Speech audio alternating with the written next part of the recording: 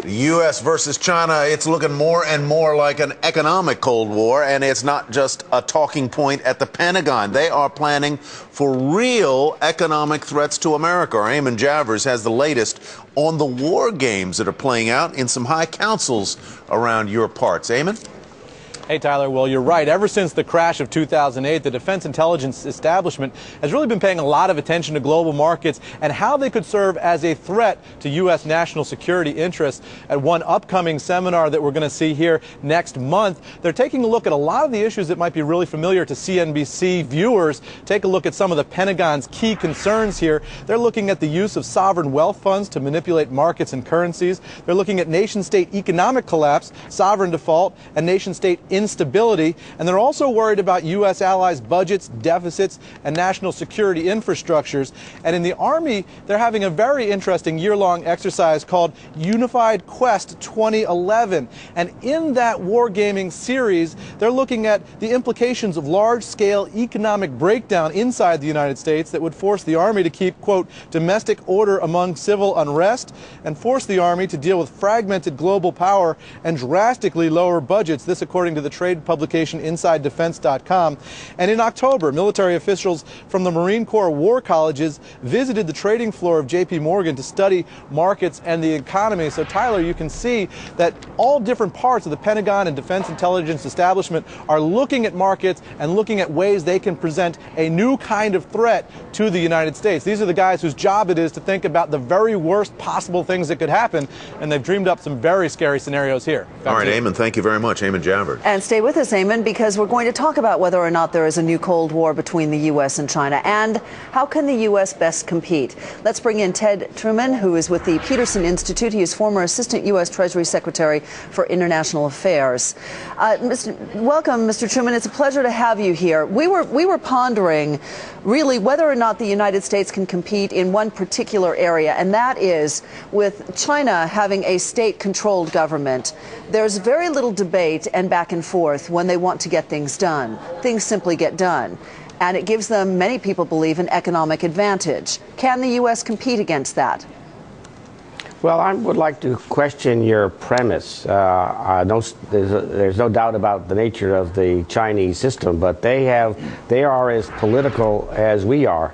It just takes a different form, and it's much more opaque. It seems, though, that it takes the United States a lot longer, sometimes, not always, but sometimes, to get things done. Let me use an example from the G20 discussions in Seoul. The economic team in China agreed to saying that countries shouldn't have more than a 4% surplus or deficit. That was what the economic team said over a period of many months. And then at the end, the political team said, we're not going to agree to this. This sounds just like politics in Washington, where the State Department trumps the Treasury Department, or the White House trumps the Defense Department, or the Congress trumps the White House. Yeah, you know, so Mr. Truman, it is a different form of politics, but it's just politics. I sometimes am aghast when I actually hear some people say, they say, well, you know, when China wants to do something, they just do it, and so they are so much more competitive than the United States. And I say to them, well, you know, actually, remember under Mao, he dictated that all the peasants were going to make steel in their backyards, and that worked out so poorly that millions of individuals died. So sometimes you like top-down decision-making when you think the top-down decision's pretty good, but when it's not so good, then you criticize it. What do you think in the end is a better way to run a country? Is it when you have a lot more debate and choice, or when there isn't that much debate and choice? I think it's messier to have open debate and choice, but I think in the long run, the country is better off. As I said, in China, I'm sure there's a lot of debate and choice. We just don't know very much. Even the Defense Department and their listening devices don't know that much about the nature of the internal debates, and that's why we end up getting surprised, and they pull what looks like a rabbit out of the hat, even though it may have been under discussion for 18 or 24 months. You know, Mr. Truman, Eamon just reported about how the Defense Department is looking at sort of nightmare scenarios where there could be sort of basically economic warfare or economic collapse that could be socially destabilizing. I guess we would all agree that it's smart to do that kind of planning, but do we really need to worry about that? How worried might you be, for example? Well, I don't know how much to worry to be. I mean, one likes to think that the world is rational, and therefore most of the things that are being considered are not particularly rational, like destabilizing markets, because it'll affect not only us, but the world as a whole, and therefore China. But I think it's a worthy thing to think about these kinds of things, think about the unthinkable. In particular, I don't want to be too pejorative here, but educating a few generals and colonels on economic issues, economic and financial issues, probably would make for an even stronger America. Eamon, there are those who would argue that one of the issues that you brought up, the destabilizing of world markets, that China has already been able to achieve that in some extent. When there have been rumors about their not participating in treasury auctions, or look at some of the disarray in the currency markets. Would you agree? What are you hearing on that front? Well, I think here in Washington, sort of the Washington consensus on this would be that there's no question that U.S. power around the world is relatively diminished. China is clearly on the ascent. What the Obama administration has said is, we welcome China's rise. We just have to manage it. But when you talk about these defense intellectuals who are thinking about these sort of nightmare scenarios, just remember that these are the same people who spent the entire Cold War thinking about nuclear annihilation, and that never happened. And now they're thinking about economic annihilation. That's their job, is to think about the worst possible thing that could happen and make sure that we have some kind of contingency plan, some kind of way of dealing with it. But it's no guarantee that it's actually, on the horizon or actually something that might happen. They just have to understand all the threats that face the United States in this new world economic system that we're looking at. Gentlemen, thank you very much. Good point, Eamon. Appreciate it. World stocks and commodity prices falling on the People's Bank of China, PBOC's move to raise bank reserve requirements. Is China engaging in a new type of Cold War, this time an economic Cold War? And what kind of impact does that have on the markets around the world? Well, joining us now to discuss, Sasan Garamani, SGM Advisors President and CEO, Peter Navarro, UC Irvine Professor, and Matt Commons, JLM Pacific Epoch CEO. To all of you, thank you for joining us. Matt, let me get to you first of all. Are we in an economic Cold War with China right now?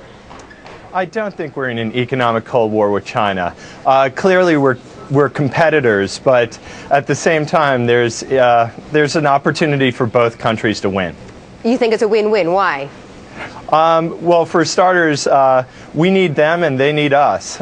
You can just talk to Caterpillar or Yum Brands or Starbucks, for that matter, who are starting to get tremendous business over there. And look at the Chinese new economy companies that are listing on NASDAQ and the New York Stock Exchange. We're very interdependent, and we can win together.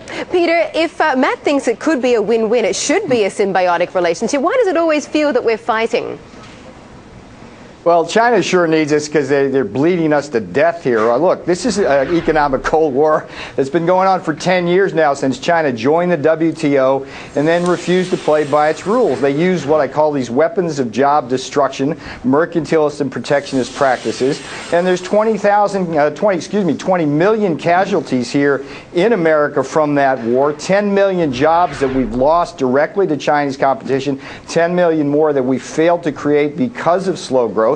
And right now, I'll tell you what, we got the Super Bowl of currency wars going on with Ben Bernanke and the People's China Central Bank. They're going at each other. Bernanke's putting tremendous pressure on the central bank right now, devaluing their reserves and pushing up inflation rates there. And the markets, I tell you what, this world has put the financial markets in the China basket. And if things go bad there, the markets are not going to be happy about that. Well, I certainly don't disagree with that. But let's just back up a little bit. So, San, let's weigh in on this. Bleeding us to death is how Peter put it. Wouldn't you say also keeping us afloat? I mean, if they stop buying our treasuries, who else is there to keep us afloat?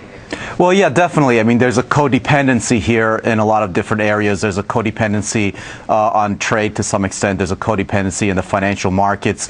However, going back to the original point of are we engaged in a economic Cold War or not, I think while there are some areas that there's this there's room for obviously trade that benefits both sides, we are engaged in a Cold War. I think even more than in the trade area, in the scramble for commodities. And if you look at trade, that's the thing that, look, the Chinese aren't saying that our goal is to be the #1 producer of refrigerators in the world, or, automobiles even. What they're saying is that we want to have stockpiles of 5 natural resources that are critical to us. One is gold, one is oil, the other is uranium, one is grain, and the other one is rare earths. And that is a zero-sum game, and there we're engaged in a zero-sum game, where we are really scrambling with China, and it has a direct impact on the markets as well. It most certainly does. We watch it on a daily basis. So, Matt, if they essentially are controlling the commodity markets, how can we make this work for us? How can we make a dollar out of that? Well, I'm sure American farmers are happy to sell them soybeans, or corn for that matter. So it is tricky. They're absolutely right. Commodities is perhaps the most sensitive issue because at the end of the day, China is going to be aggressive outwardly to protect itself internally. So if to keep harmony inside of China, they need to have certain commodities like are being discussed, then they're going to go through all means to get them and secure those. But again, American farmers right now are probably happy to sell lots of stuff to the Chinese. You know, when you say, you know, they're happy to defend, or they're willing to defend themselves outwardly, Peter, I don't want to like over sensationalize the war theme here, but since we're talking about an economic war or an economic Cold War, is a militaristic China a threat to the globe? That's a great question, Manny. I mean, we have to ask ourselves whether America should be doing business with a country in the daytime when in the figurative night that country is stealing our secrets and our technology. I mean, we've had incidents where the Chinese regularly hack the Pentagon. Many of the weapons that China is developing are based on U.S. technology that's been stolen. At the latest air show, they just displayed a number of very aggressive drones, one which can fire rockets to hit our aircraft carriers. So, I mean, in some sense, when Lenin said, you sell, the capitalist will sell the rope to hang himself, to the extent that we allow China to have our way with our economy and then feed their military machine, we're setting ourselves up for the conflict the other guest mentioned over markets, over commodities, over energy. And we need to wake up on this. I don't think the White House and the Congress have gotten quite the message that the best job program right now, Mandy, is trade reform with China. We do need trade reform. Unfortunately, we have to leave that topic. I would love to talk about it more. I do believe, I'm just getting a report that yesterday we heard that China hacked the government internet for about 18 minutes. Okay, Sasan, Matt and Peter, thank you so much for your time.